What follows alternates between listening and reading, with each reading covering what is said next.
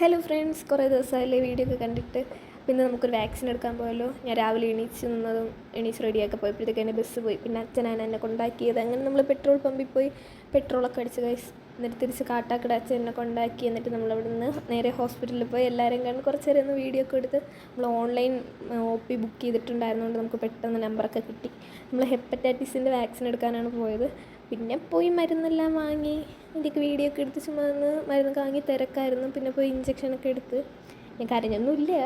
പിന്നെ അവിടെ നിന്ന് കമ്മലിലൊക്കെ കണ്ട് പിന്നെ അവിടെയൊക്കെ നിന്ന് പിന്നെ നമ്മൾ അവിടെ പോയി കുറച്ച് ഷാർജയൊക്കെ കുടിച്ച് ഈ ഒരു സ്പോട്ട് നെയ്യാറ്റിൻകര അറിയാമെന്നുള്ളവർ കമൻറ്റ് ചെയ്യട്ടെ.